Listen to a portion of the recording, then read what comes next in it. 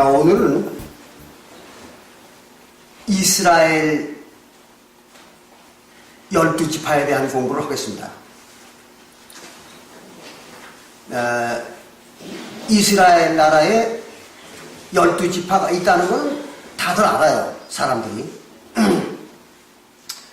그런데 왜 하나님께서 굳이 12지파를 만들었는지, 또 그 12지파가 무엇을 우리에게 가르쳐주는 지식인지, 이거에 대해서는 전혀 모릅니다, 사람들이. 그래서 오늘은 하나님이 이스라엘의 12지파를 만든 의도와 또 그 이스라엘 12지파가 우리들에게 주는 교훈과 지식은 도대체 무엇인가 하는 것에 대한 공부를 좀 해보는 것입니다.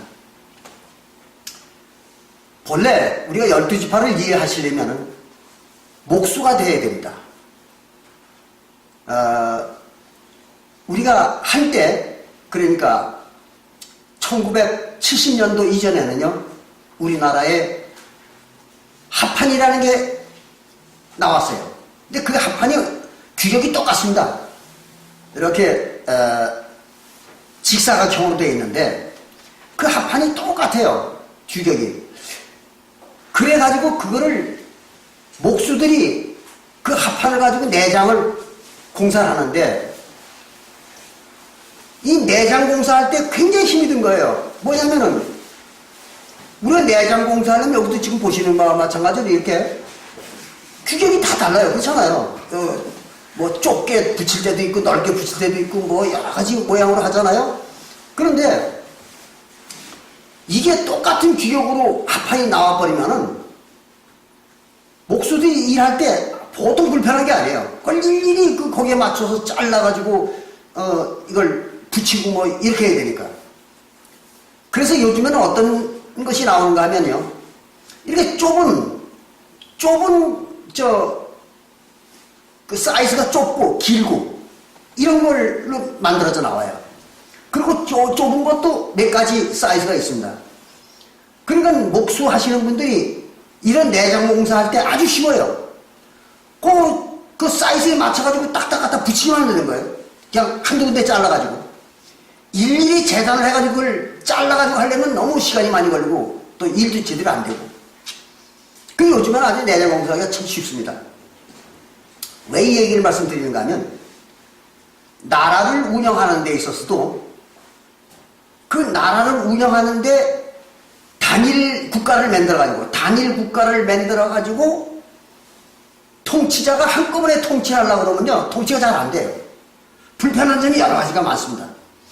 그래서 이제 요즘에 지방자치제라는 걸 만들었죠. 근래에 와가지고. 그거는 최근에 와가지고 지방자치제라는 걸 만든 것이 정치적인 발전입니다, 그것도.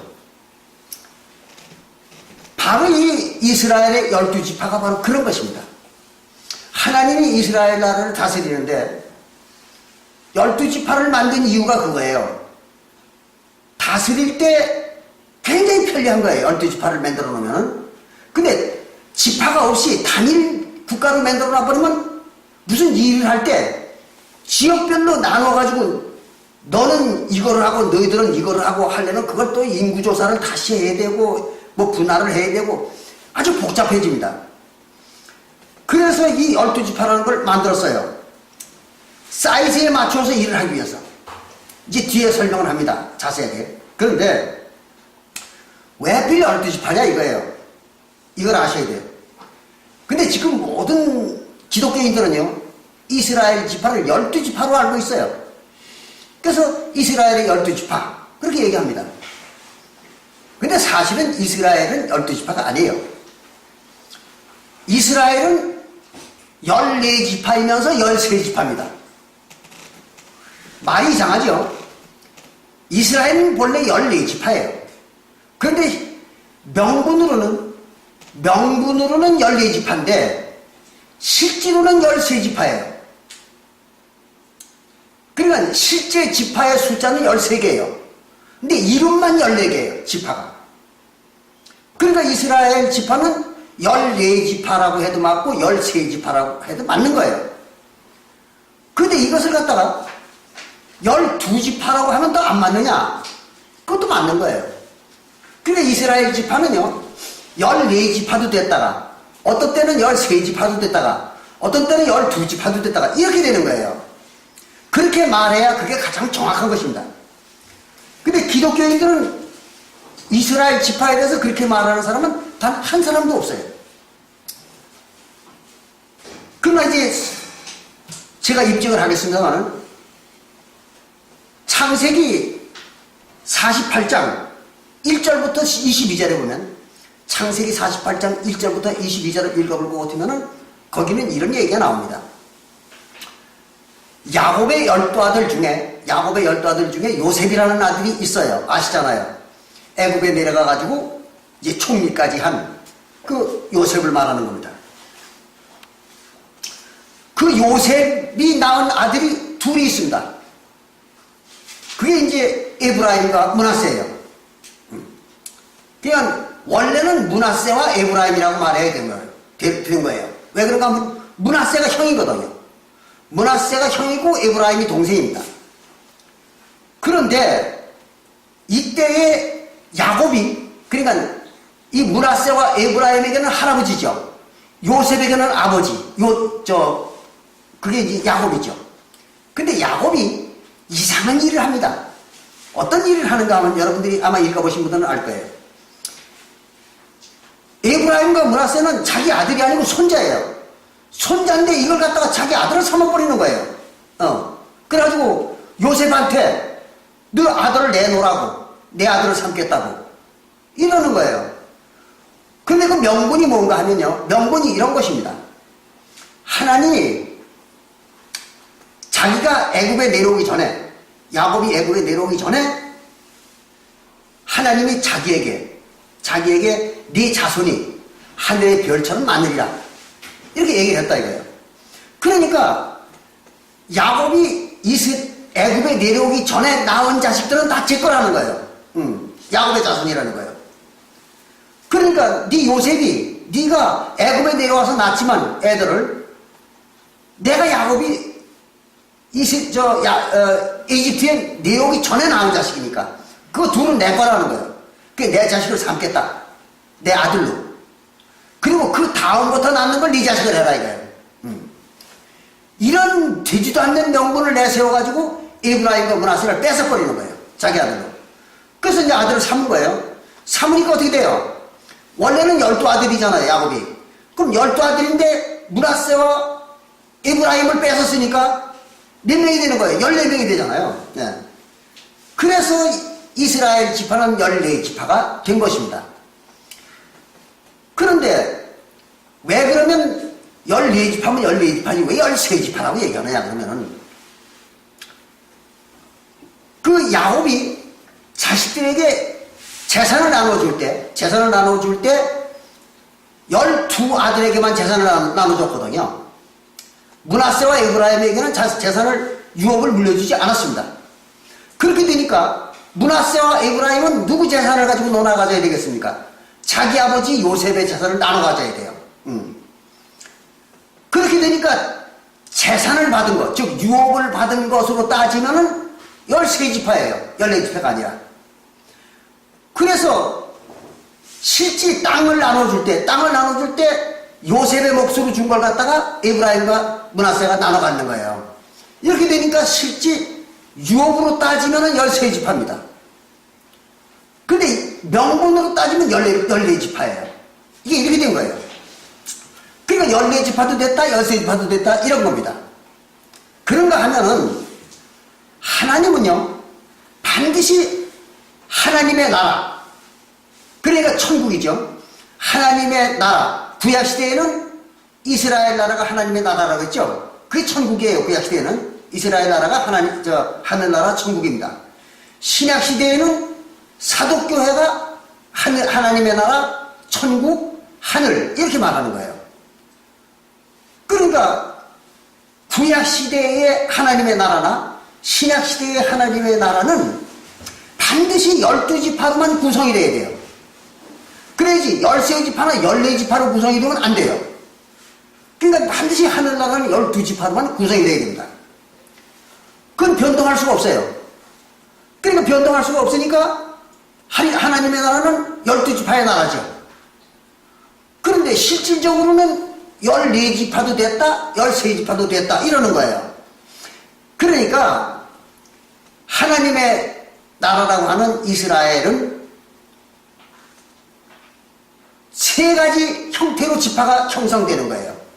어떤 때는 14지파로 형성되는 나라가 됐다가, 또 어떤 때는 13지파로 형성되는 나라가 됐다가, 또 어떤 때는 12지파로 형성되는 나라가 됐다가, 이런 세 가지 변화를 하는 거예요, 요게. 근데 그것이 아주 오묘한 일이 거기에 있는 거예요. 뭔가 하면은, 그럼 어떻게 하면은 13지파를 했다가 14지파를 만들었다 또는 12지파를 만들었다 할 수가 있느냐? 그러면은 이스라엘 나라를 갖다가 한 나라로 만들어버리면은, 한 나라로 만들어보면 그거를 14지파로 만들었다가 13지파로 만들었다 12지파로 만들었다 할 수가 없어요. 그럴 적마다 인구조사를 다시 해야 돼요.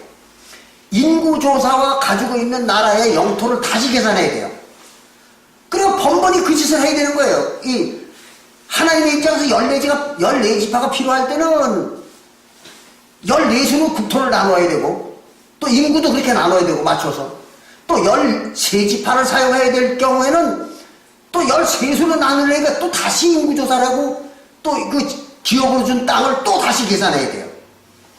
그러면 12지파를 또 필요로 할 때는 또 그걸 다시 계산해야 된단 말이에요. 이런 게 아주 보통 복잡한 일이 아니잖아요. 그래서 하나님이 딱 아주 자동적으로 12지파도 됐다, 13지파도 됐다, 14지파도 됐다 만들기 위해서 야곱에게 14아들을 만들어주지 않고, 그러니까 야곱이 14아들을 낳지 않고, 그리고는 요셉의 2아들을 갖다가 천부시켜버린 거예요, 거기다.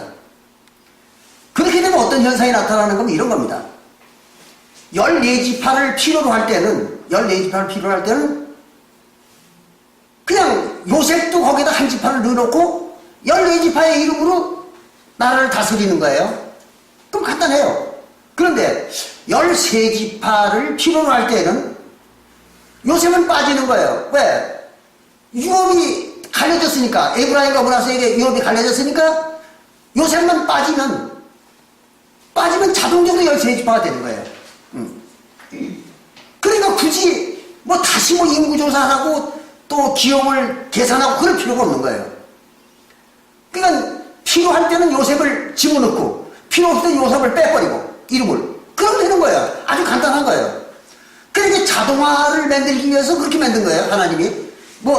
야곱이 멍청해가지고 자기 손주를 자기 아들을 사먹거나 그런 게 아니에요. 하나님이 그렇게 만들기 위해서 그렇게 한 거거든요. 그리고 12지파를 만들 때에는 그냥 요셉이나 또 에브라임이나 므낫세 중에 2개만 빼면 되는 거예요. 그냥 2개만 빠지면 되는 거예요. 근데 그때는 단 12지파를 만들 때에는 특징이 있습니다. 어떤 때인가 하면요, 명분만 빌릴 때예요. 명분만 빌릴 때에 12지파를 만드는 겁니다. 어떤 경우가 있는가 하면 이스라엘 나라의 제사장은, 대제사장은요, 가슴에다가 흉배라는 걸 찹니다.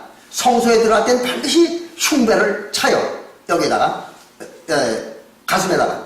그 흉배에는 반드시 거기에는 이스라엘 12지파의 이름만 보석에다가 기록을 해 놓습니다. 그건 왜 그런가 하면은 대제사장은 12지파만을 대표한다 이거예요. 12지파만을 대표하는 대제사장이다 하는 걸 표시하기 위해서 12지파의 이름이 달려있는 흉배를 차는 겁니다. 왜 그러냐? 그러면은 지난번에 제가 잠깐 말씀을 드렸습니다만은 원래 제사권은 이스라엘 백성들에게 준 거예요. 하나님이 주었는데 그 많은 이스라엘 백성들이 좁은 성소에서 제사를 다 모여서 드릴 수가 없어요. 그러니까 이스라엘 백성들이 제사장에게 자기네 제사권을 위임을 한 거예요. 그래서 반드시 제사장을 선출을 하게 되면 바로 선출하는 날 국민들이 제사장에게 그 제사권을 위임해주는 그 위임 제사라는 걸 합니다. 그래가지고 그 제사권을 위임을 받는 거예요. 백성들에게. 그러니까 원래 제사권은 누구에게 있는 거예요? 백성들에게 있는 거예요. 근데 그걸 갖다 제사장들이 위임을 받아가지고 제사를 하는 것입니다. 이거는 다른 교회들은 몰라요. 그러니까 그냥 당연히 제사는 제사장에게만 준 것이다. 하나님이. 그리고 백성들은 제사권이 없다. 이렇게만 알고 있는 거예요. 그게 아니에요. 제사권은 하나님이 모세율법으로다가 백성들에게 준다는 언약을 한 겁니다. 그래서 백성들에게 준 거예요. 근데 그게 도저히 백성이 할 수가 없으니까 그걸 갖다 이제 제사장들에게 위임을 한 거예요. 이제 그러니까 지파를 이스라엘 하나님의 나라의 지파는 본래는 12지파라야 명분이 서는 겁니다. 그래서 흉배에는 반드시 요셉을 포함한 12아들, 야곱의 12아들의 이름이 거기 새겨져 있어요. 흉배에는. 그리고 신약시대에 와가지고 요한계시록 7장 4절부터 8절에 요한계시록 7장 4절부터 8절에 나오는 그 12지파, 그 12지파에도 바로 천국의 12지파예요. 천국에서 만들어진 새로운 12지파입니다. 거기에도 바로 야곱의 12아들의 이름이 들어가는 것입니다. 다만 거기에는 이제 단지파와 에브라임 지파가 빠지는 바람에 딱 하나, 므낫세가 하나 더 들어갔죠. 이제 그거는 이제 뒤에 제가 설명을 드리겠습니다. 왜 그렇게 됐는가를. 어쨌든 이렇게 명분을 세울 때에는 12지파를 이름을 내세웁니다. 하나님이. 그런데 이스라엘 백성들은 이렇게 이제 그 광야를 행진할 때 또 이 가나안 땅에 들어가가지고 영토를 갈라가질 때 그때에는 땅을 몇 수로 나눠야 되는가 하면요. 13수로 나눠야 돼요. 땅을. 왜 13수로 나눠야 되는가 하면요. 반드시 이스라엘의 백성들은 12지파 중에 동쪽의 3지파, 서쪽의 3지파 또는 북쪽의 3지파, 남쪽의 3지파 요렇게 4군데의 3지파씩을 배치하게 돼 있어요. 그건 이스라엘에 들어가서 국토를 나눌 때도 그렇게 나왔습니다. 그러니까 몇 지파가 되는 거예요? 동서남북의 3지파씩이니까 4, 32, 12지파가 되잖아요. 그죠? 그런데 뭐가 빠지는가 하면 거기에서 레위 지파가 빠지는 거예요. 레위 지파는 뭐가 없어요. 땅을 못 받잖아요. 땅을. 기업을 못 받아요. 그냥 붕 뜨는 거예요. 그 뜨니까 어떻게 레위 지파는 정 가운데에다가 적당한 크기의 땅을 줘가지고 거기에서 정착을 하도록 만든 거예요. 그러니까 광야 40년 동안에 진을 칠 때도 반드시 레위 지파는 가운데다 진을 쳐요. 그리고 그 가운데 뭐가 있어요? 성소가 있잖아요. 그러니까 레위 지파는 성소를 호위하는 지파니까 가운데에서 성소만 호위하는 거예요. 그리고 성소일만 하는 거예요. 그리고 이제 나머지 12지파가 동서남북 4군데 3지파씩 진을 치는 거예요. 행진할 때도 그렇게 하는 것입니다. 이스라엘 백성들은. 그렇게 되니까 몇 지파가 필요해요? 13지파가 필요하잖아요. 네. 그래서 그럴 때에는 요셉이 빠지는 거예요. 요셉의 이름은 빼고 그리고 이제 에브라임과 므낫세 지파를 포함해가지고 13지파를 만들어가지고 진을 치고 행진하는 거예요. 예. 그게 이제 민수기 2장 1절부터 34절을 보면 민수기 2장 1절부터 34절을 보면 자세히 기록되어 있습니다. 그게. 이제 그럴 때 13지파가 필요한 거예요. 13지파는. 또 그것뿐만 아니라 이스라엘 백성들이 이제 가나안 땅을 들어가기 위해서 그 가나안 땅에 살고 있는 에브라임 제가 실수를 했어요. 아모리 족속들, 아모리 족속이라든지 하는 그 10개 족속들이 어떠한 상황에 있는가를 알아야 전쟁을 할 거 아니에요. 그래서 그 탐지를 하나 보낸 겁니다. 그때 탐지를 하나 보낼 때에 몇 사람을 보냈는가 하면 12사람을 보냈어요. 12사람을. 그러니까 12사람을 보내려니까 누가 빠져야 되겠어요? 레위 지파는 당연히 빠져야 되고 저 성소만 지키는 사람들이니까 레위 지파가 빠지고 그러면 13지파가 남잖아요. 13지파를 12지파를 만들려니까 그 중에 또 하나가 빠져야 돼요. 그럼 누가 빠져야 되는가 하면 요셉이 빠져야 되겠죠. 왜냐면 므낫세와 에브라임은 같은 자격이니까. 그래서 므낫세와 에브라임은 거기 가담을 해야 돼요. 그리고 요셉만 빠지는 거예요. 그러니까 레위와 요셉을 빼고 나머지 12지파가 정탐을 하나 들어간 거예요. 이럴 때도 12지파만 그걸 사용을 하는 겁니다. 그때도 요셉만 빠지면 자동적으로 그게 이루어지는 거예요. 12지파가. 이렇게 해서 그때는 레위지파와 레위와 요셉의 이름을 빼버린 겁니다. 그래서 이 12지파를 만들어가지고 그걸 탐지를 했어요. 그게 이제 민수기 13장 1절부터 16절에 나오는 것입니다. 그리고 이제 이스라엘 나라가 가나안에 들어가서 영토를 나눠야 돼요. 영토를. 그 가나안을 점령했으니까 영토를 다 각자 나눠주는데 이때 13지파로 나눠야 됩니다. 왜 그런가 하면 그 동서남북에 위치하는 12지파죠. 12지파가 가운데에 들어가는 레위지파의 영토까지 합쳐서 13지파를 만들어야 되는 거예요. 그런데 레위지파는 영토를 갖지 못해요. 무슨 토지를 갖지 못합니다. 왜 그런가 하면 농사질 권한이 없어요. 다 12지파에서 세금을 걷어가지고 11조를 걷어가지고 그걸 가지고 이제 먹고 살고 또 제사도 해야 되고 이렇게 돼 있거든요.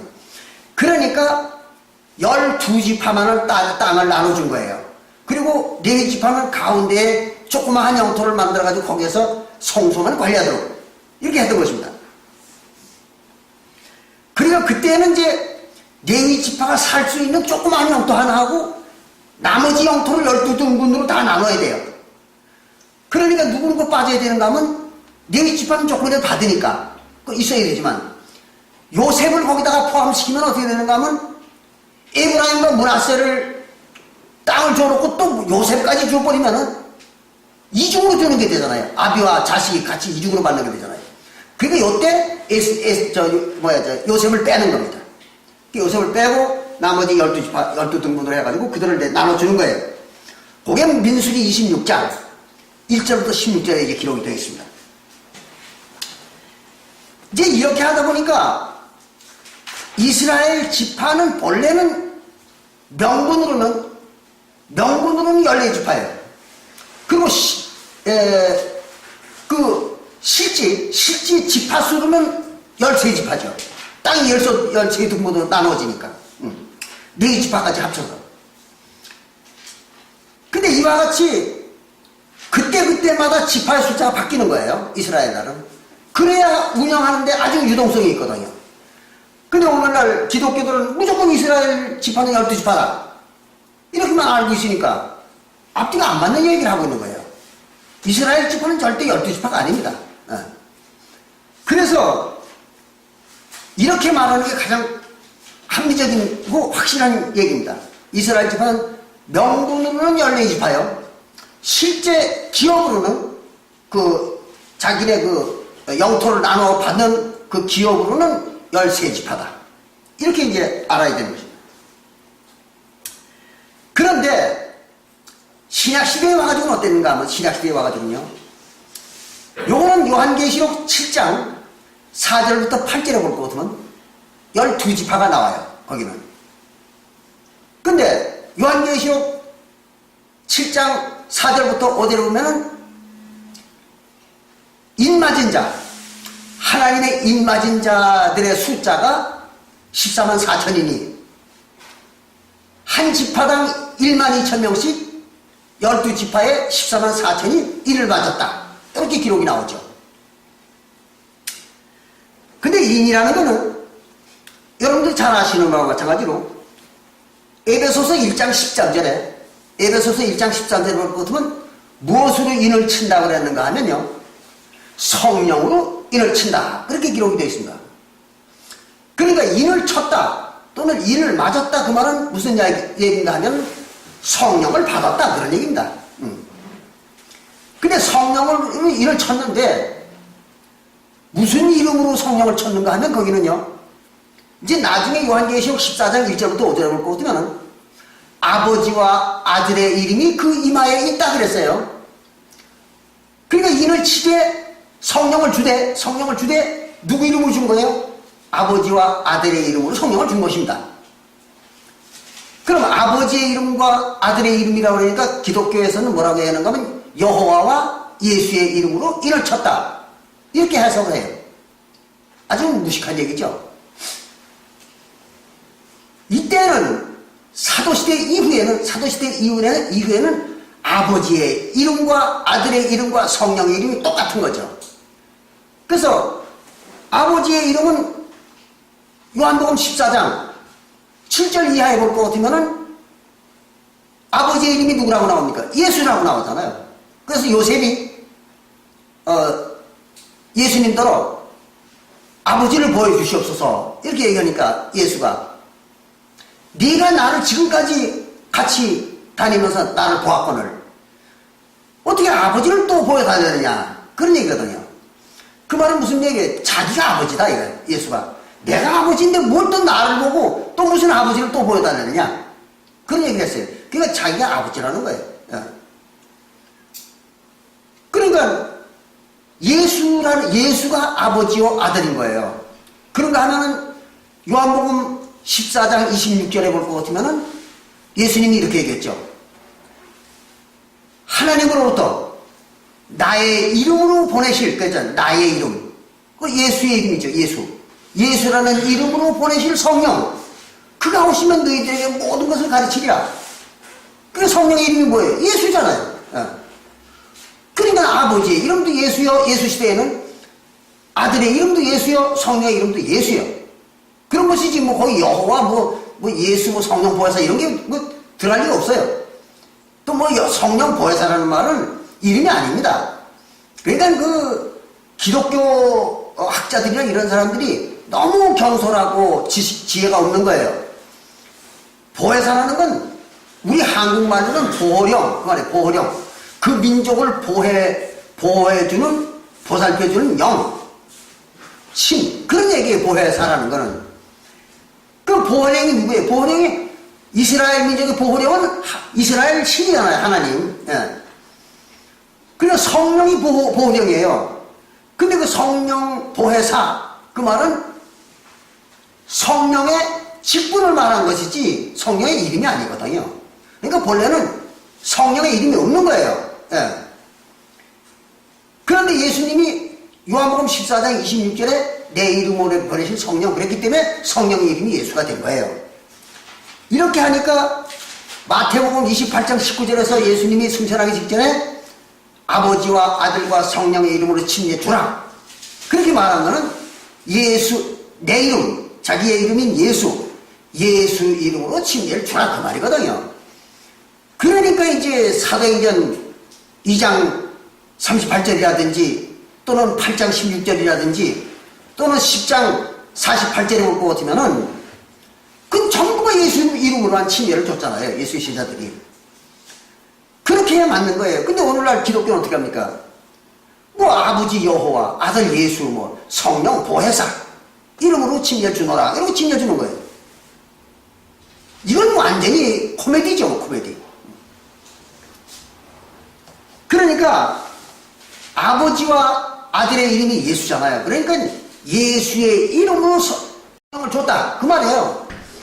그러니까 성령의 이름이 뭐예요? 성령의 이름이 예수고 또 아버지의 이름도 예수요, 아들의 이름도 예수요, 성령의 이름도 예수라는 거죠. 그 성령의 이름으로 성령이라는 게 예수 이름으로 아버지와 아들의 이름으로 줬다는 얘기예요. 그거를 갖다가 이제 아버지의 이름과 아들의 이름이 이마에 새겨져 있더라. 그렇게 이제 기록을 한 겁니다. 그런데 이제 여기에 신약시대의 12지파는 요한계시록 7장 4절부터 8절에 나오잖아요. 근데 거기는 무슨 지파가 빠졌는가 하면 원래는 지파가 14개잖아요. 14개. 14개인데 그 중에 2개가 빠져나갔어요. 무슨 지파가 빠져나갔는가 하면 에브라임 지파와 단 지파가 빠져나갔습니다. 왜 빠져나갔는가? 그러면은 단 지파는요 원래 야곱이 자기 아들들에 대해서 예언을 할 때에 야곱이 죽기 직전에 자기 아들들에 대한 예언할 때에 단에 대해서는 길에 있는 뱀이다 해서 뱀이라고 예언한 거예요. 그 말은 무슨 말이에요? 뱀이 뭐예요? 사단 마귀잖아요. 그러니까 이 단 지파는 사단 마귀라는 거예요.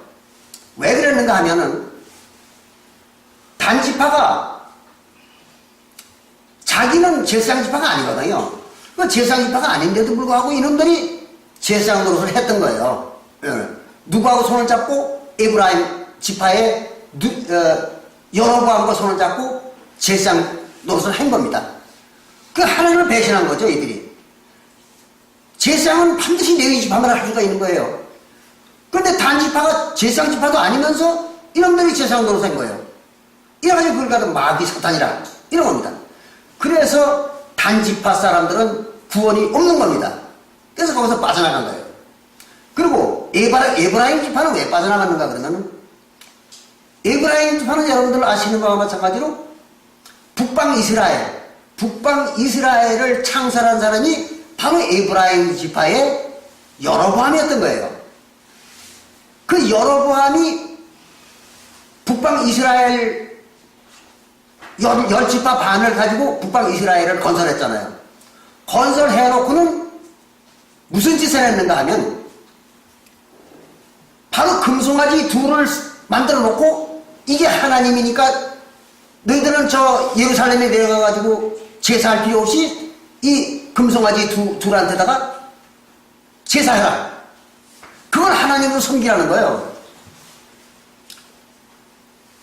그럼 우상은 뭡니까? 우상은 모세율법에서는 절대 지키면 안 되게 되어 있죠. 그리고 우상을 지키는 자는 멸절하리라. 모세율법에 규정이 되어 있는 거예요. 그러니까 우상을 섬기는 자는 무조건 다 아주 시골살이 되는 거예요. 그런데도 불구하고 그 에브라임 지파의 여로보암이 그걸 했던 거예요. 금송아지 2개. 근데 지난번에도 제가 말씀을 드렸죠. 그룹 천사에 대한 공부를 할 때. 그룹 천사도 성소 안에 있는 그룹 천사도 금송아지 우상이잖아요. 똑같은 거예요. 에브라임 지파의 여로보암이 만드는 그 금송아지하고 2개하고 성소 안에 있는 그룹 천사 2하고 똑같은 금송아지 우상이에요. 그런데 성소 안에 만들어 놓은 그 금송아지는 죄가 아니야. 그러니까 제사장들이 벌을 안 받아. 그 왜? 성소 안에서는 어떤 일을 해도 죄가 안 된다는 법칙이 있잖아요. 이스라엘 모세율법에. 그렇기 때문에 죄가 아닌 거예요. 그런데 그 우상을 성소 바깥에 만들어 세우면 이게 죄가 되는 거예요. 그걸 잘 이해하셔야 돼요. 그러니까 에브라임 지파의 여로보암은 금송아지 2개를 성소 바깥에다 만드는 거 아니에요. 그래가지고 그 북방 이스라엘 민족들도 거기 가가지고 제사 지내라고. 그렇게 한 거예요. 그러니까 바로 에브라임 지파의 여로보암이 만들었던 북방 이스라엘 나라는 불과 240년 만에, 그러니까 997년에서 기원전 997년에 설립을 해가지고 740년, 그러니까 기원전 740년에 멸망을 해버린 거예요. 완전히 시골살을 해버렸죠. 그렇게 짧은 기간 동안에 완전히 멸망을 해버린 거예요. 이스라엘 나라가. 뭐 때문에? 바로 금송아지 우상을 만든 것 때문에 이제 멸망을 해버린 겁니다. 그렇게 했기 때문에 에브라임 지파는 신약 시대에 와가지고 12지파 중에서 이름이 빠져버린 거예요. 그러니까 단 지파와 에브라임 지파가 빠져버린 겁니다. 그리고 이제 나머지 14지파의 명분 중에서 그 둘이 빠지니까 나머지 12지파가 자동적으로 형성이 됐잖아요. 그게 이제 신약 시대의 12지파입니다. 근데 여기서 꼭 짚고 넘어가야 될 일이 있습니다. 뭔가 하면 하나님의 나라의 지파는요, 반드시 야곱의 12아들 중에, 또는 야곱의 14아들이죠. 14아들, 에므라임과 므낫세까지 합쳐서 그 14아들의 이름으로만 형성이 돼야 돼요. 신약시대나 구약시대나. 그건 변동이 없습니다. 근데 오늘날 신천지 같은 데는 어떻게 해요? 뭐 예수님의 12아들, 12제자의 이름을 만들어가지고 12지파를 만들고 있잖아요.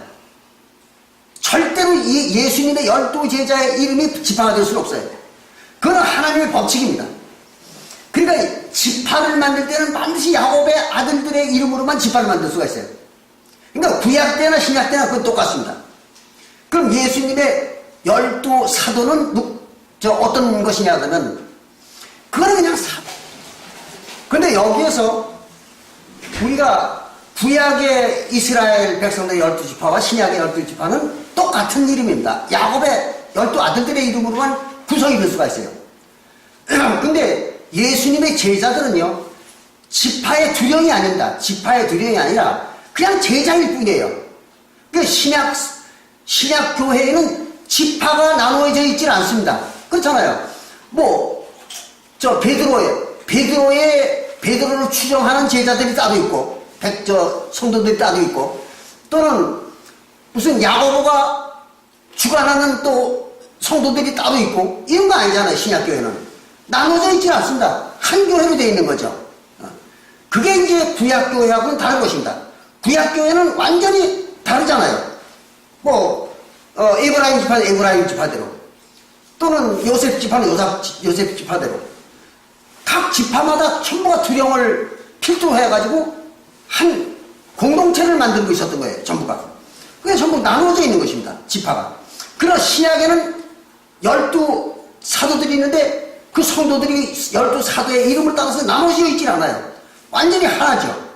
그러니까 예수의 12제자들의 이름을 따가지고 무슨 베드로 지파니, 무슨 요셉 지파니, 또 무슨 지파니, 이렇게 하는 그 신천지의 그 일은 전혀 성경적이지 않은 것입니다. 아주 무식한 행동을 하는 거죠.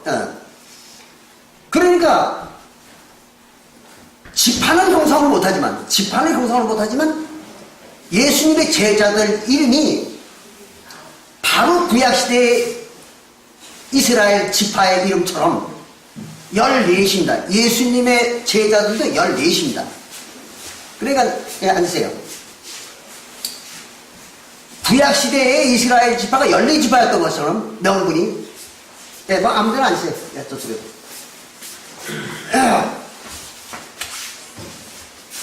신약시대에도 예수님의 제자들은 14명입니다. 그렇잖아요. 나중에 이제 가룟 유다가 죽은 이후에 마띠아가 선출이 됐죠. 그래서 마띠아가 하나 더 들어가면서 13이 됐잖아요. 이름으로, 명색으로는 비록 가룟 유다는 빠져나갔지만, 그래서 마띠아가 하나 들어가면서 13이 된 거예요. 그 다음에 사도 바울이 하나 더 들어갔죠. 그러니까 명분으로는 몇 지파, 제자가 몇이에요? 14이시죠.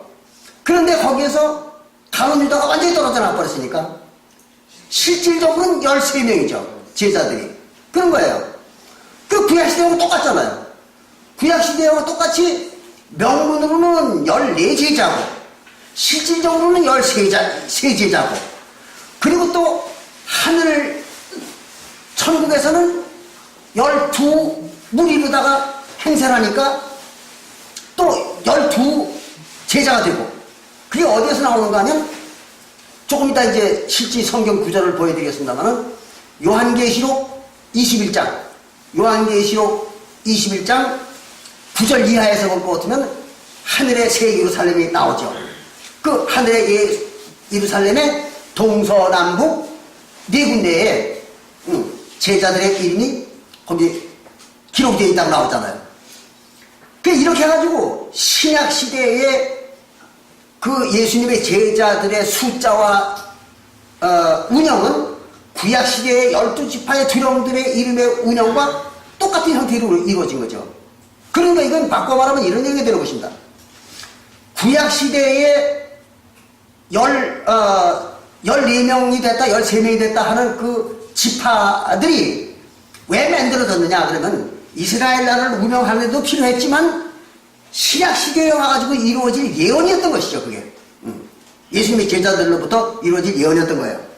그래서 이제 그와 같이 똑같은 그림자와 실물로 이루어졌던 것입니다. 그런데 요한계시록 21장 16절부터 17절을 볼 것 같으면요, 그건 직접 보여드리면서 제가 설명을 드릴게요. 요한계시록 21장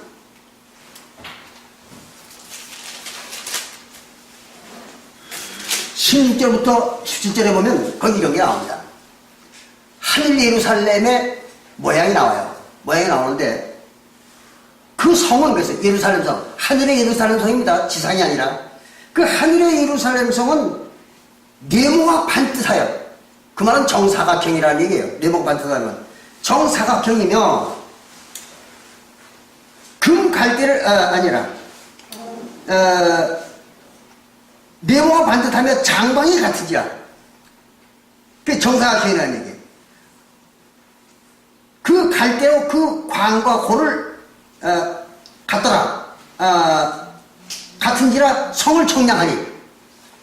갈대를 가지고 성을 그 길이를 쟀더니 12,000 스타디온이었어요. 그 성을 한 바퀴 도는데 거리가 12,000 스타디온이라는 거예요. 그리고 장이 12,000 스타디온으로 장과 광이 고가 같더라. 정육면체죠. 그런데 그 성곽은 왜 성곽? 성곽은 성의 높이입니다. 높이는 성곽은 청량하면 144 규빗이니 그랬어요. 한 규빗은 이 손 팔꿈치에서 손을 폈을 때 손끝까지가 한 규빗입니다. 이게 여기서부터 여기까지가 한 규빗이에요. 네. 그래서 그걸로다가 재보니까 144 규빗이다. 높이가. 그런 얘기입니다. 근데 이것이 무엇을 말하는 것인가 하면 사람의 청량, 그 예루살렘 성의 그 규격이 뭔가 하면 사람의 청량, 천사의 청량이라 했어요. 그럼 사람은 뭐가 사람입니까? 지난번에 공부한 것처럼 보통 인간들을 사람이라고 하지 않죠, 성경에서는. 그러면 사람이라고 성경에서 말하는 것은 반드시 이스라엘 백성만 사람입니다. 그러니까 구약시대의 이스라엘 백성만 사람이에요. 그 하나님의 백성만 사람인데 구약 때에는 이스라엘 백성만 하나님 백성이었잖아요. 그리고 에서의 자손들은 뭐예요? 짐승이었던 것이죠. 그래서 이스라엘은 사람이요, 에서의 자손들은 짐승이라. 그 지난 시간에 배웠어요. 이렇게 해서 사람의 청량이니까 이스라엘 백성들의 숫자다. 그런 얘기예요. 근데 그 숫자가 넓이가 12,000 스타디온이요, 높이가 144 규빗이라고 했어요. 그럼 이게 어떻게 돼서 이스라엘 백성들이냐? 그러면요, 이스라엘이라는 말을 정확히 알아야 됩니다. 이걸 풀려면은 이스라엘이라는 말은 무슨 말인가 하면요, 여러분들이 잘 아시잖아요. 창세기 32장 28절에 볼 것 같으면, 창세기 32장 28절에 볼 것 같으면 이스라엘이라는 말은 하나님과 겨루어서 이겼다 하는 거예요. 야곱이 하나님과 겨루어가지고 씨름을 해가지고 이겼거든요. 그래서 야곱에게 너 이긴 자라는 이름을 준 거예요. 그러니까 이스라엘이라는 말은 무슨 말인가 하면 이기는 자예요. 이긴 자라는 얘기예요. 이긴 자. 그게 이스라엘이라는 말이거든요. 그게 이제 야곱의 이름이 됐죠. 그런데 우리가 이긴 자에 대해서는요, 요한계시록 2장과 3장에 나오는 7 교회에서 다시 나오죠. 그 요한계시록 2장과 3장에 볼 것 같으면 이방교회 7 교회에서 이기는 자에게는 내가 생명과를 주어서 먹게 하리라, 또는 이기는 자에게는 내가 새 이름을 주리라, 또는 이기는 자에게는 내가 철장 권세를 주리라, 뭐 이런 천국을 뒤어보내주는 데는 얘기로 점철되어 있잖아요, 전부가. 그러니까 이기는 자가 천국에 들어갈 수 있는 거예요. 이기는 자가 아니면 천국에 못 들어가요. 자, 그러면 여기서 꼭 한 가지를 알고 넘어가야 될 게 그겁니다. 구약시대에 이기는 자는 누가 있을까요? 아브라함과 이삭과 야곱 중에서 아브라함은 해당이 안 됩니다. 왜? 이삭의 아버지니까. 근데 이삭도 해당이 안 돼요. 왜? 이삭은 하나님이니까.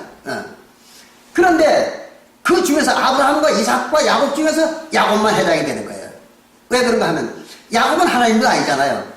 그리고 아브라함의 조상도 아니에요.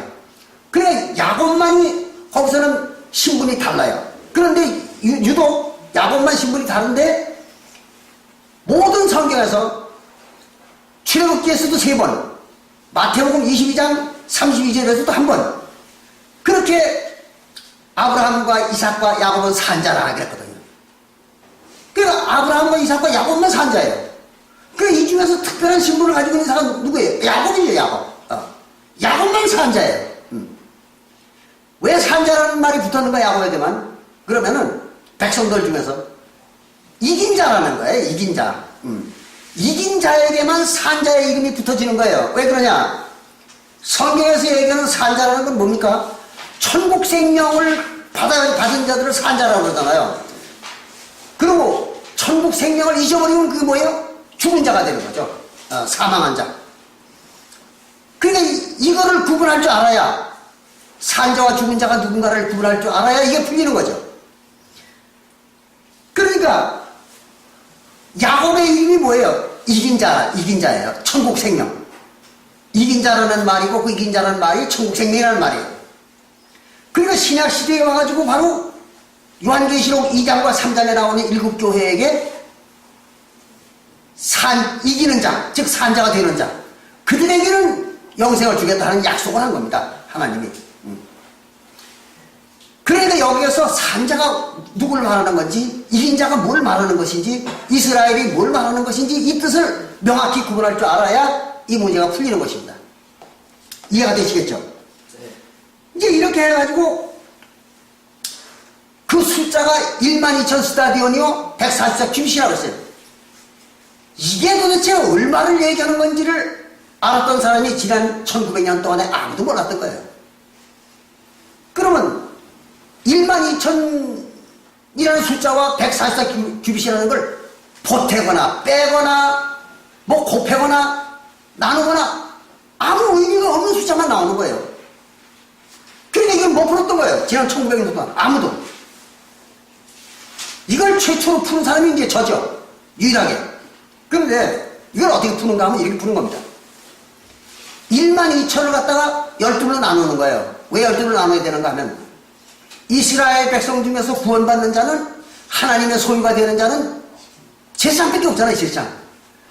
그런데 제사장은 12지파 중에 한 지파만 제사장이잖아요. 구약시대에는 레위지파고 신약시대에는 유다지파죠. 그래서 신약시대의 유다지파가 제사장지파라는 것은 히브리서 7장 11절부터 15절에 나와 있죠. 그러니까 7장 11절부터 15절에 보면 신약시대의 예수님은 바로 유다지파다. 그렇기 때문에 제사장지파라는 게 딱 나와 있잖아요. 그러니까 구약때나 신약때나 제사장지파는 딱 하나예요. 그리고 제사장지파만 구원받을 수 있는 거예요. 그러니까 신약시대에 와가지고는 왕같은 제사장들만 구원받는 거예요. 그러니까 12,000을 12로 나눠야 돼. 그럼 12 중에 하나만 구원받는 거예요. 그럼 12,000을 12로 나누면 1000이 나오잖아요. 그걸 144층으로 곱하면은 144,000이 딱 떨어져 나오잖아요. 또 똑같은 계산을 이렇게 하면 됩니다. 12,000을 12로 나누지 말고 144를 12로 나누는 거예요. 144를 12로 나누면 12가 나오죠. 12이라는 게 나오잖아요. 그러면 그 12이라는 숫자를 12,000에다가 곱하는 거예요. 곱하면 역시 144,000이 나오는 거죠. 그러니까 이렇게 곱하나 저렇게 곱하나 12로 나누는 거, 그리고 제사장 지파만이 구원 받는다는 거, 이 사실을 알아야 이거는 풀어지는 거예요. 근데 그걸 알아서 사람이 지난 1900년 동안 아무도 없었던 거죠. 자, 이렇게 하면 이제 요한계시록 7장 5절부터 4절부터 8절에 나오는 그 144,000하고 여기에 지금 요한계시록 21장 16절부터 17절에 나오는 이 새 예루살렘 성의 144,000하고 딱 떨어져 맞잖아요. 네. 그리고 이제 또 한 군데에서 이걸 딱 떨어져 맞는 데가 어딘가 하면 요한계시록 14장 1절부터 5절입니다. 거기도 똑같은 말이 나오죠. 보겠습니다. 요한계시록 14장 1절부터 5절을 볼 것 같으면 이렇게 기록하고 있잖아요. 또 내가 보니 보라 어린 양이, 예수님이죠. 어린 양이 시온산에 섰고, 시온산에 섰다는 거예요. 어디 시온산일까요? 하늘 시온산입니다. 하늘 시온산에 서 있는 거예요. 그럼 하늘 시온산은 하늘 예루살렘 성이잖아요. 그게 어디 나오는가 하면 시브리서 12장 22절에 나옵니다. 그 시브리서 12장 22절에 올 것 같으면 사도 바울이 성도들을 보고 너희들이 도착한 곳, 교회죠. 너희들이 도착한 곳이 시온이요, 하늘 시온이요. 그리고 하늘의 예루살렘 성이다. 그랬잖아요. 바로 여기서 얘기하는 게 그거예요. 하늘 예루살렘과 하늘 시온을 말합니다. 거기에 섰어요. 누가? 어린 양. 어린 양은 예수님이잖아요. 그래서 요한복음 1장 29절에 예수님이 지나가는 걸 요한이 보고 세상 죄를 짊어지고 가는 어린 양이로다. 그렇게 얘기를 했잖아요. 그게 이제 예수님이죠. 그래서 여기 나오는 어린 양은 예수님이에요. 그 예수님이 하늘 시온산에 올라가 섰더라는 거예요. 그러니까 하늘 예루살렘에 들어간 거예요. 예수님이. 그리고 그와 함께 누가 섰다고 그러면 14만 4천이 섰더라. 그럼 아까 우리가 요한계시록 7장 4절부터 8절에 나오는 14만 4천하고 또 조금 전에 해석을 한 요한계시록 21장 16절과 17절에 나오는 14만 4천하고 딱 맞아 떨어지잖아요. 이렇게 해서 14만 4천이 섰는데 그 이마에 어린 양의 이름과 어린 양은 예수님의 이름이죠. 그리고 아버지의 이름을 쓴 것이 이도다. 그러니까 아버지와 어린 양의 이름이 뭐예요? 똑같이 예수죠. 예수. 그러니까 예수라는 이름이 찍혔더라. 그 이마에 도장을 찍었다는 얘기는 뭘로? 성령으로 그 말이죠. 그래서 예수라는 이름의 성령을 받았더라 그 말이에요. 이 말이. 그러니까 예수라는 이름의 성령이 어디 나옵니까? 요한복음 14장 26절에 나오잖아요. 그래서 그 이름 성령의 이름이 찍혔다 그 말은 성령을 받았다 그런 얘기예요. 이 14만 4천이 성령 받은 자들이다. 그걸 이렇게 설명한 겁니다. 그렇게 하고 2절에 내가 하늘에서 나는 소리를 들으니 많은 물소리도 같고 큰 뇌성 같은데 내게 들리는 소리는 검은 거 타는 자들의 검은 거 타는 것 같더라. 왜 뇌성 소리와 물 흐르는 소리와 검은 거 타는 소리라고 얘기했는가 그러면은요, 여러분들이 검은 거는 이제 우리나라만 있는 악기잖아요. 근데 서양에 검은 거는 없어요. 그럼 왜 여기서 검은 거라고 번역을 했는가 하면 우리나라 식으로 번역하다 보니까 이렇게 한 거예요. 근데 본래는 이건 현악기입니다. 현악기. 근데 현악기에는 두 가지가 있어요. 어떤 게 있는가 하면 바이올린처럼 키로다가 트는 현악기가 있어요. 그런가 하면은 손으로 뜯는 현악기가 있어요. 이 두 가지가 있습니다. 근데 키로 연주하는 바이올린 같은 그 소리는요, 울리질 않아요. 그거는 그냥 단선적입니다. 소리가 단선적으로 나가는 거예요. 그러니까 빽빽 소리가 나죠. 그런데 손으로 뜯는 현악기는 공기를 울리는 거예요. 공기를 갖다가. 근데 전체가 울려서 어느 쪽에서 소리가 나는지 구분이 안 되는 거예요. 눈을 감고 있으면은요. 예. 번개 소리가, 우레소리가 있어요. 우레소리가 꽝 하면은 이게 어디서 났는지 한참 두리번거려야 되잖아요. 우레소리를 찾으려고 같으면. 어느 쪽에서 났는지를. 또 물소리도 그렇잖아요. 계곡 속에 들어가 버리면 어디서 물소리가 나는데 폭포가 어디 있는지 감을 못 잡잖아요. 왜? 울림이 이루어져가지고, 산에 울림이 이루어가지고. 그러니까 하나님의 음성이 그렇다는 거예요. 하나님의 음성은 단선적인 게 아니라 전체를 울리는 음성이 들린다는 거예요. 그러니까 하나님이 어느 쪽에 계신지를 분간이 안 되는 거예요. 그래서 하나님의 음성은 이렇더라. 그걸 알려주는 겁니다. 그래서 3절에 저희가 보호자와 생물과 장로들 앞에서, 그럼 보호자는 하나님의 보호자잖아요. 그런데 생물은 그룹천사죠. 여러분들 아시는 거 마찬가지로 네 얼굴을 가진 그룹천사입니다. 한쪽은 사람이요, 한쪽은 송아지요, 한쪽은 독수리요, 한쪽은 사자. 네 짐승의 얼굴을 가지고 있는 게 그룹천사죠. 그걸 생물이라고 합니다. 생물. 성경에서는. 근데 그 네 그룹 천사, 네 얼굴을 가지고 있는 그룹 천사와 장로들 앞에서 그랬어요. 그 하나님의 장로들입니다. 하나님의 목사가 아니에요. 목사 앞에서가 아니에요. 장로 앞입니다. 잘 들어두시기 바랍니다. 그래서 교회는 장로가 다스리는 거예요. 목사 다스리는 게 아니라. 그래서 장로 앞에서 새 노래를 부르다 그랬습니다. 여기서 이 새 노래가 아주 중요한 것입니다. 새 노래는 시편 51편 14절에 볼 것 같으면, 시편 51편 14절에 볼 것 같으면은, 내 혀가 하나님의 의를 노래하리이다. 그런 말이 나옵니다. 그 말은 무슨 말인가 하면, 내가 하나님의 새 노래를, 그러니까 하나님의 그 노래를, 의의 노래를 내가 부르겠다 이런 얘기예요. 그럼 하나님의 의의 노래는 무슨 말인가 하면, 노래는 하나님의 의를 말하는 게 노래입니다. 새 노래, 노래예요. 성경에서 얘기하는 노래는 하나님의 의를 말하는 게 노래예요. 그럼 하나님의 의는 뭐냐? 그럴 것 같으면 바로 율법, 하나님의 율법을 다 지키는 행동, 율법을 다 지키는 행동이 의예요. 그래서 갈라디아서 2장 16절에 볼 것 같으면 육신으로는 율법을 지켜가지고 의롭게 될 자가 아무도 없다고 그랬잖아요. 그러니까 율법을 다 지키는 게 의예요. 의. 예. 그래요. 의가 이루어져야, 즉 의를 이루어야, 율법을 다 지켜야 천국에 들어가는 거예요. 영생하는 생명은 의를 다 지켜야 됩니다. 근데 또 의가 뭔지를 몰라요. 일반 기독교에서는. 그러니까 의를 말하는 것이 그게 노래입니다. 그럼 새 노래를 말하는 건 뭐예요?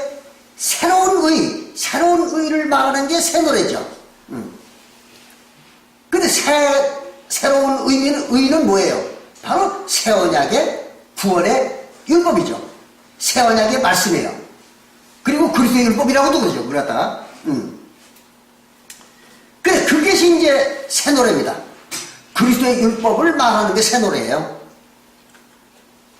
그런데 그리스도의 율법이 뭔지를 아는 사람이 지구상에 아무도 없었잖아요. 지난 1900년 동안. 그리스도의 율법을 아는 사람이 단 한 사람도 없었죠. 그러니까 그리스도의 율법을 알릴 것 같으면 새 언약을 알아야 새 언약의 법을 알잖아요. 그런데 새 언약을 모르니까 새 언약의 법을 모르는 거예요. 그리스도의 율법을. 그런데 새 언약은 어떻게 맺는 겁니까? 예레미야 31장 31절부터 34절에 거기에 이제 새 언약을 이렇게 맺는다. 그 말이 나오잖아요. 그럼 어떻게 맺는다 그러는가 하면, 내가 새 언약을 세우리니 그랬어요. 새 언약을 세우리니, 이 새 언약은 이스라엘 민족의 조상들을 애굽에서 이끌어낼 때에 맺었던 그 언약과는 다르고 그랬어요. 그러니까 그 모세와 이스라엘 백성들을 광야로 끌어내가지고 맺은 언약이 있잖아요. 출애굽기 24장 4절부터 8절에 나오는 그 언약과는 다르다는 거예요. 어떻게 다른가 하면은, 그때의 언약을 맺을 때에는 그 언약의 법인 모세의 율법이죠. 그걸 갖다 책에다 기록해줬잖아요. 책에다 다 기록해가지고 이스라엘 백성들한테 준 거예요.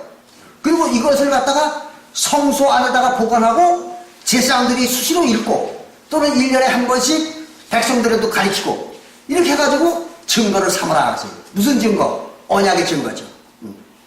그래서 너희가 나하고 언약을 맺었다는 증거다, 이 율법이. 그걸 삼으라는 거예요. 증거를 삼으라는 거예요.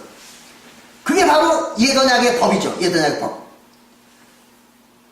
그러니까 근데 그거와는 다르다는 거예요. 그거와는 어떻게 다른가 하면, 옛언약의 법은 문서에서 써졌잖아요. 모세가 율법책을 만들어가지고 거기다 전부 기록을 해서 성소에다 보관했잖아요. 그리고 백성들에게도 보여주고.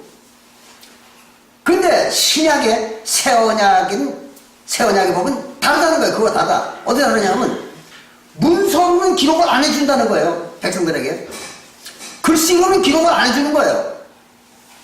그럼 글씨로는 기록을 안 해주고 어떻게 하는가 하면, 구원받는 자들의 마음과 생각 속에다 기록한다 그랬어요. 마음과 생각 속에다 기록하리라. 그러니까 새 언약의 법은 그리스도의 율법은 어떻게 돼요? 받는 자만 하는 거예요. 받는 자. 그 받는 자 외에는 알 수가 없는 거예요. 그러면 그 그리스도의 율법을 받은 자들이 죽어버리면 그 다음에 모르는 거예요. 다른 사람들이. 그놈이 죽어버리면 알 수가 없는 거예요. 그러니까 예수의 제자들이 또 새 언약 교회의 사도교회에서 구원받은 자들이 다 죽은 게 언제예요? 그렇죠. 서기 70년이죠. 서기 70년 이전에 다 죽어버린 거예요. 그 다 죽어버렸으니까 그 다음 세대가 모르잖아요. 뭐 문서로 남아야지. 문서로 안 남겼으니까 알 길이 없는 거예요. 그 오늘날까지 그 1900년 동안 아무도 몰랐던 거죠. 그걸 갖다 그리스도 율법을 갖다가 그게 새노래라는 거예요. 그런데 그거는 누구하고 새노래를 맺는다고 그랬는가 하면 에레미야서 31장 31절부터 34절을 보면은 이스라엘 집과 유다 집의 새 언약을 세우려고 하는 거예요. 그럼 이스라엘 집과 유다 집은 이스라엘 민족과 유대 민족밖에 없는 거예요. 그럼 다른 민족들은 어때요? 새 언약을 받은 적도 없고 맺은 적도 없어요. 하나님과. 그래서 더욱더 모르죠. 그리고 하나님과 관계도 없고. 그리고 오늘날 지난 1900년 동안 쭉 이어져 온 이 기독교, 이 많은 기독교들이 뭐예요? 하나님과 아무 관계도 없는 종교를 한 거예요. 지금까지. 그 사람들은 하나님과 관계가 없어요. 언약도 맺은 적 없고 언약을 받은 적도 없잖아요. 근데 하나님과 무슨 관계가 있어요? 괜히 무슨 옛날에 우리나라 그런 말이 있어요. 남이 장에 간다니까 어느 놈이 쓰레기 탈에 짊어지고 장을 따라가더라. 그런 우스운 얘기가 있잖아요. 그러니까 실없는 놈, 싱거운 놈, 그런 놈을 보고 그렇게 비꼬는 말이에요. 그게 남이 장에 간다니까 쓰레기 탈에 짊어지고 장에 따라간다고. 장에 갈 이유가 없잖아. 쓰레기 탈에 짊어지고 뭐하러 장에 따라가요. 그러니까 쓸데없는 짓을 하는 걸 갖다가 그렇게 이제 얘기하는 거죠. 그럼 지금 오늘날 지난 1900년 동안 존속되어 온 기독교가 뭐예요? 쓰레기 탈에 짊어지고 장 따라간 놈들이죠. 그게 그렇잖아요. 네. 아주 웃기는 짓을 한 거예요. 그러니까 이와 같이 하나님과는 관계도 없는 자들이에요. 그럼 하나님과 관계 있는 민족은 어디에? 딱 두 군데죠. 이스라엘과 야곱 족속, 이스라엘과 유다 집이요. 그러니까 이스라엘 민족과 유다 민족이에요. 그 사람들 외에는 하나님과 언약을 맺은 적도 없고 관계가 없는 거예요. 그럼에도 불구하고 오늘날 2000년이 지나가는 오늘 이 시대에 우리가 나타난 이유는 뭐 때문에 나타났습니까? 환생을 했기 때문에 나타난 거죠. 우리가 오늘날에 무슨 하나님과 언약을 맺고 하나님의 율법을 받은 게 아니란 말이에요. 2000년 전에 하나님과 언약을 맺고 율법을 받았던 자들이잖아요. 우리가 그리스도 율법을 받았던 자들이에요. 그게 오늘날에 환생을 한 거예요. 뭐 때문에? 2000년 전에 심판을 다 끝내지 못한 이방인들의 심판을 마지막 이 시대에 끝내기 위해서, 그래서 그 심판을 끝내기 위해서 나타난 거예요. 우리는 환생을 한 거죠. 그런데 어떤 사람들은 또 그런 얘기를 합니다. 이렇게 얘기할 것 같으면, 그 2000년 전에 유대인들이 에서의 자손들이 심판받을 거에 대해서 왜 오늘날에 심판을 하느냐, 그런 얘기 하는 사람도 있어요. 그런 이유가 있는 거죠. 뭐냐면은 이스라엘 민족이 죄를 언제부터 졌습니까? 바로 야곱 때부터 계속 근 1900년 동안 죄를 졌잖아요. 그들이 죄를 졌는데도 불구하고 하나님이 이런 구실 저런 구실을 달아가지고 그 민족을 심판 안 했던 거죠. 그래가지고 1900년이 지난 사도시에 와가지고 심판한 거잖아요. 그들 갖다가. 그와 마찬가지로 에서의 자손들은 언제 죄를 졌습니까? 구약시대에는 죄를 진 적이 없어요. 에서의 자손들은. 에돔 족속은. 왜 그런가 하면 모세율법을 받은 일이 없으니까 죄가 없죠. 그 죄가 없었는데 그들이 사도교회에서 많은 사람들이 침례를 받았잖아요. 그래가지고 예수의 이름을 믿고 침례를 받아가지고 구원을 받은 거예요. 그래가지고 뭘 받았습니까? 성령의 법을 받은 거죠. 그래가지고 로마서 8장 1절부터 2절에 나오는 그 성령의 법을 받은 거예요. 그래가지고 그게 성령의 법은 뭐예요? 그리스도의 율법이죠. 그걸 받아가지고 천국 생명이 됐는데 이들이 뭘 범했는가 하면 성령 회방죄를 범한 거예요. 사도시대에는 성령 회방죄 외에는 죄가 없었던 거잖아요. 왜? 모세율법 지켜가지고 죄가 아니니까 그 당시에는. 그래서 오직 성령 회방죄만을 지어야 죄가 되는 거예요. 그러니까 성령 회방죄를 지면 어떠냐 그러면 마태복음 12장 31절과 32절에 기록되어 있는 것처럼 이 세상과 오는 세상에도 사함을 받을 수 없다. 즉 구원을 받을 수 없다는 거예요. 그러니까 성령 회방죄를 진 놈은 다시는 용서가 없어. 그 구원이 없어요. 어떤 일이 있더라도. 그런데 구약시대의 모세율법을 범한 자들은 한 번의 기회가 있죠. 그러니까 첫째 사망이잖아요. 그 사람들은 첫째 사망인데 첫째 부활을 받을 수 있어요. 예수님의 새 언약의 법을 회개하고 지키면은 부활을 받는 거예요. 이제 구원을 받는 거죠. 한 번의 기회가 있어요. 그거는 모세율법을 범한 것은. 그런데 사도시대에 범한 그 성령 회방죄나 성령 모독죄는 다시는 기회가 없어요. 한 번만 지면 영원히 그걸 구원 못 받는 거예요. 그러니까 오늘날 우리가 심판하는 그 에돔 족속의 죄인들, 둘째 사망에 빠진 그들은 어떤 일이 있더라도 죄사함이 없는 거예요. 무조건 심판만 받을 수밖에 없는 거예요. 참 기가 막힌 일이죠. 그래서 지금 심판하는 거예요. 우리가 이렇게 이방인의 심판을 오늘날 하는 겁니다. 그래서 환생하는 거예요. 그럼 왜 2000년 후에 안 되냐 그러면은 하나님은 공평과 공의가 하나님의 보좌의 기초로다. 그게 이제 시편 97편 2절에 나오죠. 그러니까 하나님은 공평의 하나님이요. 그러니까 야곱의 백성들에게도 공평하게 해주고 또 에서의 자손에게도 공평을 기해야 돼. 그러니까 야곱의 족속들을 갖다가 야곱 때부터 사도시대까지 1900년 동안 그거를 참아주고 사도시대에 와서 심판한 것처럼 에서의 자손들도 그 1900년 동안 참아줬다가 그들을 심판을 해야 돼요. 그래서 오늘날까지 그들을 유예해 줬던 겁니다. 하나님. 그래서 오늘날 와가지고 심판하는 거예요. 이래야 맞는 거죠. 성경이. 앞뒤가 맞는 거잖아요. 이렇게 해서 이제 오늘날에 와서 심판을 받는 거죠. 근데 심판을 할 것은 뭐가 있어야 돼요? 법이 있어야 돼요. 반드시 심판은 법이 있어야 심판을 주는 것입니다. 오늘날 인간들의 법정에서도 재판할 때는요, 반드시 뭘 가지고 재판하는 거냐면 판검사가 법전을 가지고 심판하잖아요. 그죠? 법을 펴놓고 당신은 무슨 법, 몇 조, 몇 항에 해당되는 걸 범했으니까 당신은 그 죄를 이렇게 선고하노라.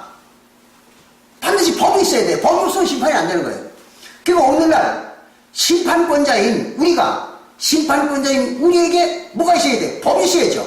무슨 법? 심판할 수 있는 그리스도율법이 있어야 되잖아요. 그리스도율법.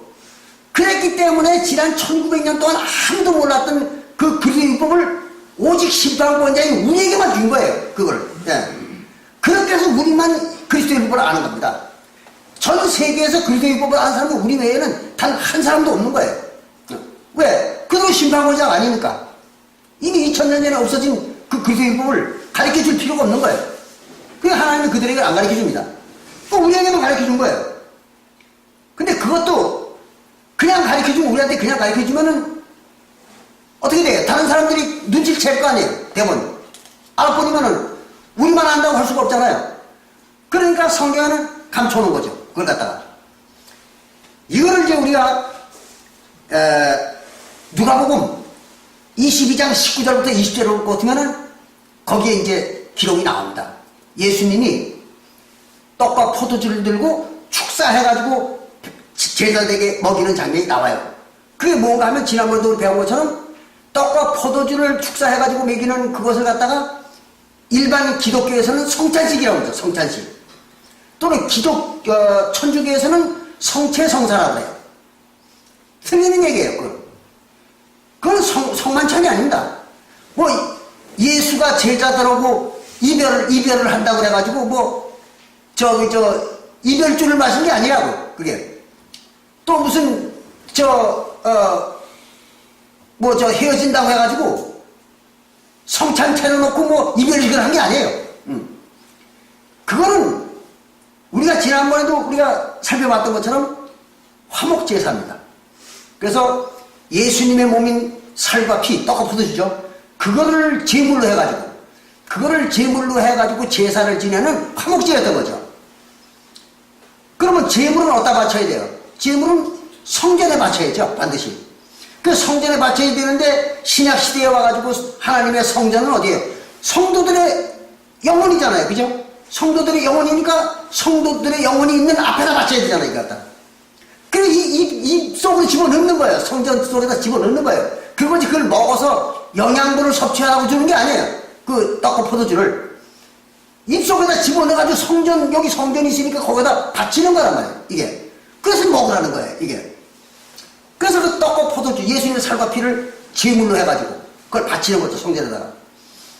그러니까 이제 시브리서 10장 5절부터 14절에 볼 것 같으면 신약시대의 모든 제물은 예수님의 살과 피다, 즉 예수님의 몸이다, 이게. 오직 유일한 제물이죠. 그 설명이 되어 있잖아요. 그래서 예수님의 몸인 살과 피를 먹이는 거예요. 그래, 이거는 먹이는데 어떤 데 쓰기 위해서 먹이느냐 그럴 것 같으면 바로 지난번에도 우리가 봤습니다마는 요한 1서 2장 2절과 요한 1서 1장 2절과 그리고 요한 1서 4장 10절하고 그리고 이제 로마서 3장 25절 딱 세 군데입니다. 그 세 군데에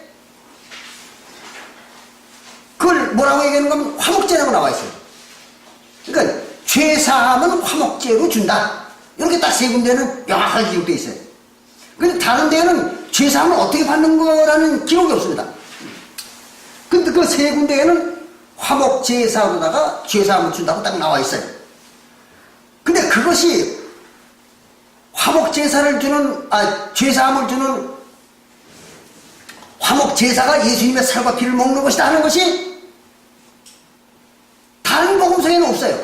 마가복음에도 없고 누가복음에도 없고 또 요한복음에도 없어요. 오직 그것은 마태복음 26장 28절만 딱 나와 있는 거예요. 묘하잖아요. 그래서 마태복음 26장 26절부터 28절을 볼 것 같으면 예수님이 마지막으로 포도주를 제자들에게 주면서 이렇게 말하죠. 이것은, 이 포도주는 많은 사람의 죄사함을 위하여 그랬어요. 그 많은 사람의 죄를 용서해 주는 게 이 포도주라는 거예요. 예수님이 축복 기도하는 그 포도주라는 거예요. 그래서 많은 사람의 죄를 위하여 흘리는 바 나의 피 그랬어요. 이건 많은 사람의 죄를 위해서 흘리는 예수님의 피라는 거예요. 그리고는 마지막 끝에 가가지고 뭐라냐면 언약의 피니라 이랬거든. 그러니까 거기에 이제 세 가지 역할을 하는 거죠. 하나는 뭐냐 그러면 예수님의 피예요. 그 포도주가 예수님의 피야. 그런데 무슨 역할을 하느냐? 죄사함을 주는 역할을 해요. 한 가지는. 그리고 마지막으로 언약의 피라는 얘기는 무슨 말이에요? 언약식을 맺는 제사다 이게. 그러니까 한 가지는 죄사함을 주고 그걸 먹으면 또 그걸 먹으면 언약식을 맺는 예식이 돼가지고 언약을 맺게 되는 거예요. 하나님과. 그 언약을 맺어야 구약 때나 신약 때나 언약을 맺어야 하나님은 자기 하나님이 되고 자기는 하나님의 백성이 되는 거예요. 언약을 맺지 않은 인간은 어떠한 일이 있더라도 지가 뭐 철야기도 아니라 평생을 기도해도 하나님 백성 될 수가 없어요. 언약 안 맺고는. 구약 때나 신약 때나 그건 마찬가지잖아요. 그러니까 하나님 백성이 되려면 반드시 언약을 맺어야 되는 거예요. 그 언약을 맺는 형식이 뭐예요? 그 예식이 바로 예수님의 피를 먹는 거라고요. 뭘로? 화목제로. 그것을 아주 명확하게 입증해주는 장면이 어디 나오는가 하면 출애굽기 24장 4절부터 8절에 나오잖아요. 그럼 모세와 이스라엘 백성들이 하나님과 언약을 맺을 때 그때 무슨 피를 뿌렸는가? 그러면 거기에는 화목제사의 피를 뿌린 거예요. 거기서도. 그러니까 반드시 언약을 맺을 때에는 화목제사로만 언약을 맺을 수가 있어요. 그러니까 예수님 때 와가지고도 하나님과 언약을 맺을 때는 반드시 화목제사로다가 언약을 맺은 거예요. 그러니까 그 마태복음 26장 28절에 이것이 언약의 피다 이렇게 얘기한 것은 이게 바로 언약식이다 그런 얘기예요. 언약식의 제사다. 이렇게 감춰놨으니까 이걸 사람들이 알 수가 없는 거예요. 이 내용을 갖다가 도무지 여기도 조금 저기도 조금 사방같들이 감춰놓은 거예요. 그럼 이걸 연결을 시켜야 아는데 연결시킬 수 있는 지력이 없는 거예요. 지난 1900년 동안 기독교를 운영한 사람들이 지력이 없는 거예요. 하나님이 주신 지혜가 없는 겁니다. 그게 모르던 거죠. 까맣게. 근데 이게 간단하잖아요. 마태복음 26장 28절하고 그 다음에 요한일서 2장 2절이나 4장 10절하고 로마서 3장 25절하고 그 연결만 시키면은 대부분 나오는 답이잖아요. 근데 이걸 못했던 거예요. 그렇게 해가지고 이제 알고 보니까 그 떡, 포도주 축사해가지고 먹는 게 뭐예요? 화목제사잖아요. 화목제사인데 그게 죄사함을 주는 것이고 언약식을 맺는 거예요.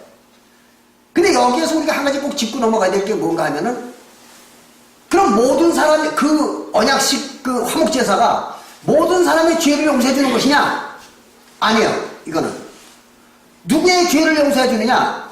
오직 이스라엘 민족인 유대 사람들만, 유대 민족만 죄사함을 주는 거예요. 그거는 왜 그런가 하면 죄가 누구에게만 있어요? 유대인들에게만 있잖아요. 구약시대의 모세율법을 범한 자들은 유대인들밖에 없잖아요. 그리고 그들이 죄가 있으니까 죄사함을 주는 거죠. 그러나 이방교회, 뭐 갈라디아 교회라든지 고린도 교회라든지 이런 많은 교회들은 이방인으로 구성되어 있는 교회, 거기에 이방인들에게는 죄사함을 줄 게 없잖아요. 죄가 없는데 뭐. 그리고 그들은 뭐예요? 그 화목제사가 오직 언약식일 뿐이다. 이게 언약식. 예. 그 이방인들에게는 언약식일 뿐이요. 그것이 언약을 맺는 것 뿐이요. 죄사함 주는 게 아니에요. 그런데 유대인들에게만 유독 죄사함을 주는 것이요. 그게 이제 갈라디아서 3장 14절과 15절에 나오는 얘기입니다. 그게 한번 보여드릴게요. 마지막으로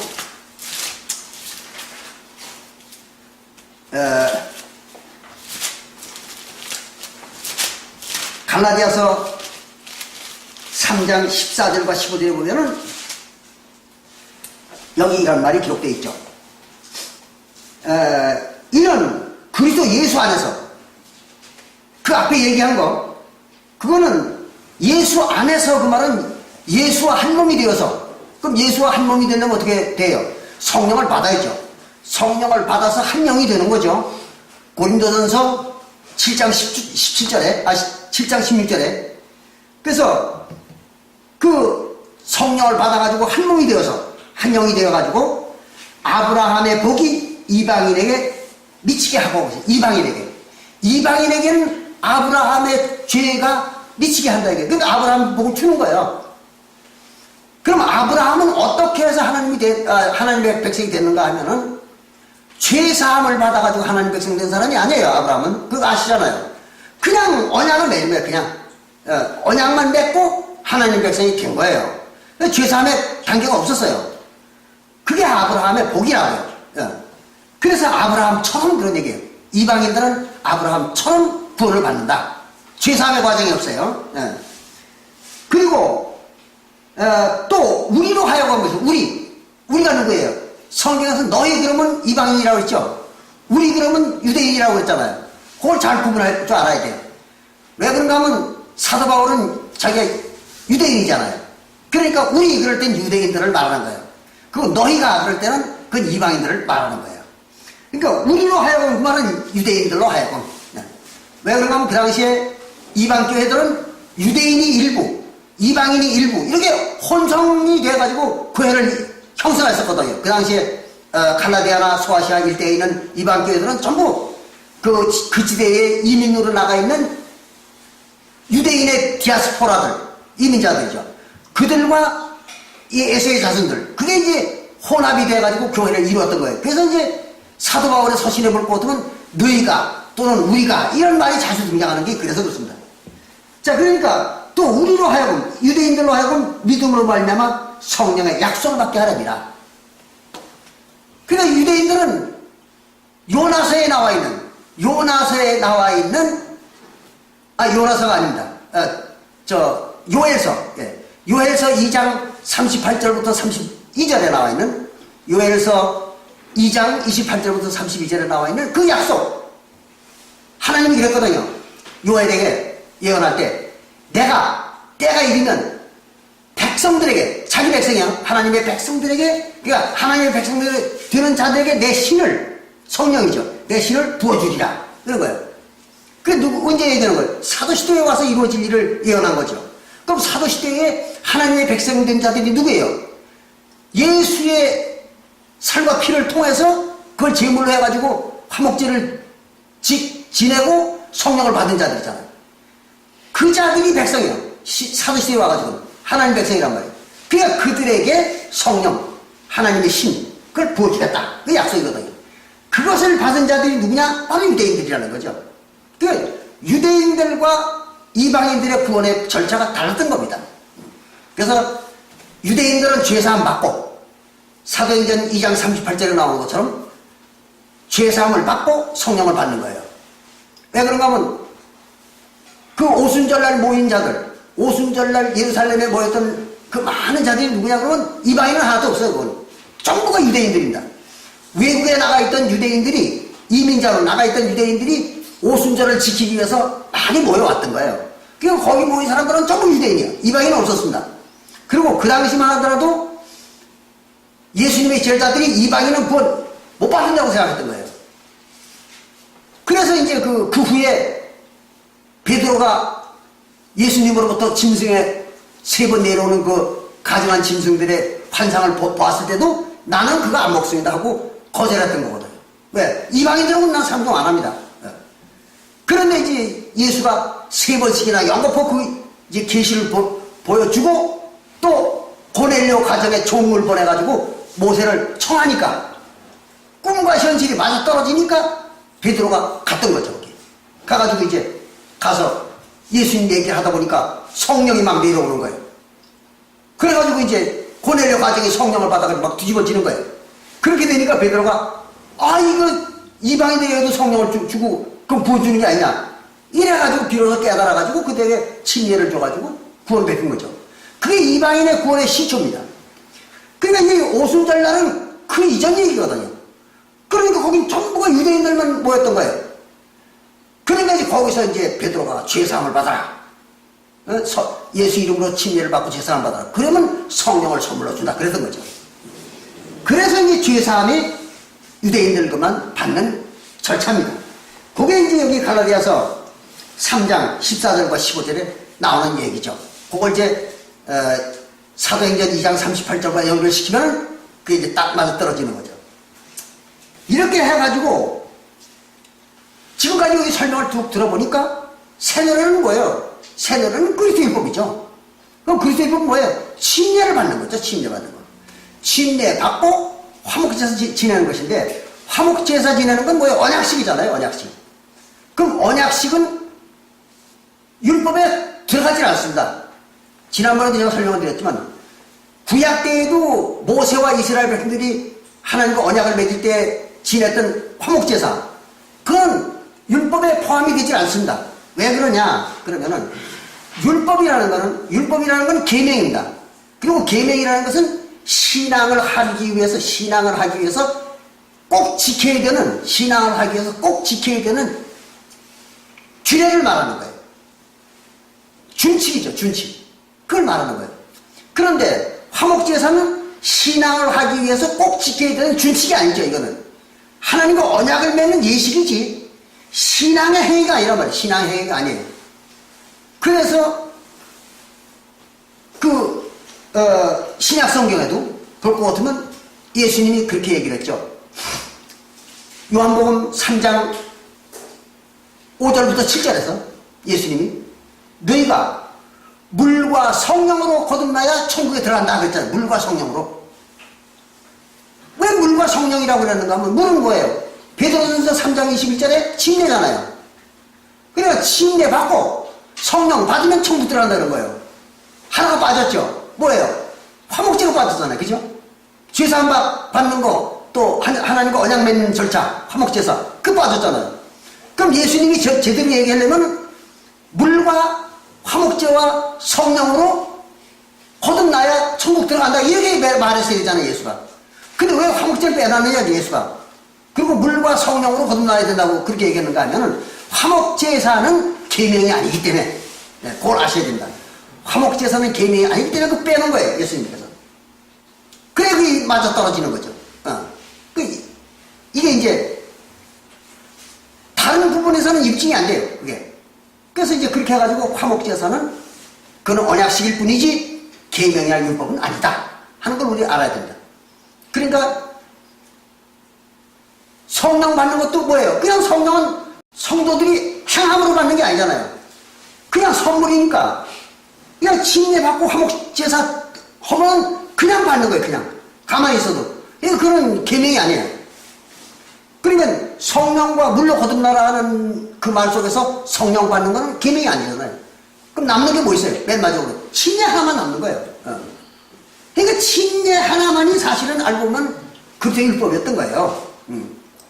그러니까 침례라고 하는 그 계명을 지키고, 여기서 여러분들이 어떤 거 생각나는 게 있죠. 뭔가 하면 침례만 받고 하나님 백성이 된 자들이 있잖아요. 아브라함 때죠. 아브라함 때 할례만 받고 하나님 백성 됐잖아요.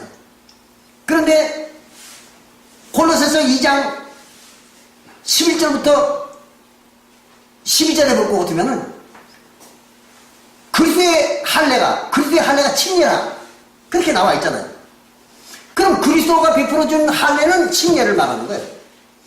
그럼 아브라함 때에 할례만 받고 하나님 백성 된 자들과 예수님 때에 오니까 다시 도로 할례인 그리스도 침례만 받고 하나님 백성 되는 거잖아요. 그러니까 뭐가 회복된 거예요? 아브라함의 복이 회복이 된 거예요. 그러니까 원래 하나님 백성 되는 법은 어떤 거예요? 아브라함의 법이었던 거죠. 아브라함과 하나님이 맺었던 언약이 원래 언약이었던 거예요. 근데 그걸 갖다가 이스라엘 백성들이 죄를 범했기 때문에 중도에 모세율법도 주고 뭐 각종 그 환난을 겪게 만들어 놓고는 다시 예수님 때 와가지고 그 아브라함과의 맺었던 언약을 다시 회복한 거예요. 그러니까 하나님과 언약을 맺고 할례를 받은 아브라함의 복이나 신약시대에 와가지고 하나님과 언약을 맺고 침례를 받음으로써 받은 복이나 똑같잖아요. 그 언약 자체가 똑같잖아요. 그러니까 아브라함 때 맺었던 그 언약이 다시 회복된 거예요. 신약에 와가지고. 근데 이거를 기독교의 무슨 신학박사님 뭐 이런 사람들이 상상도 못하는 거예요. 이런 과정에 대해서 짐작을 못하는 거예요. 그래야 그때 아브라함이 받았던 그 복과 그 언약이 실제 그것이 하나님의 백성이 되는 언약이라는 게 입증이 되잖아요. 그래야 다시 회복을 해야지. 그게 아니면 그게 회복이 안 되는 거라면은 하나님의 백성이 되는 법과 언약이 두 가지가 되는 거잖아요. 그렇잖아요. 아브라함한테 했던 그것과 예수가 와가지고 한 거는 두 가지가 되면은 따로따로 다르잖아요. 그러면 하나님 백성 되는 진정한 법이 두 가지가 되는 거잖아요. 말이 안 되는 거죠. 딱 한 가지로 해야 되는 거예요. 그래서 아브라함 때 있었던 언약을 그대로 예수님 때 와가지고 회복을 시킨 겁니다. 하나님이. 이 과정까지 알아야 바로 이제 여기에 나오는 천국에 대해서 또 천국에 가는 그 원리에 대해서 그리고 하나님이 왜 12지파와 12사도들을 만들지 않고 14지파와 14사도들을 만들었었는가 하는 그런 과정이라든지 이런 그 성경 모든 그 구속사업의 과정이 일목요연하게 풀어져 나가서 끝을 맺게 되는 거죠. 그래서 오늘은 이제 요 마지막 아브라함의 복이 회복되는 것으로 끝내는 이런 그 구속사업의 마지막까지를 이제 간단하게 또 일목요연하게 제가 설명을 해드린 것입니다. 그래서 이거를 한번 다시 검토를 해보시기 바랍니다. 감사합니다.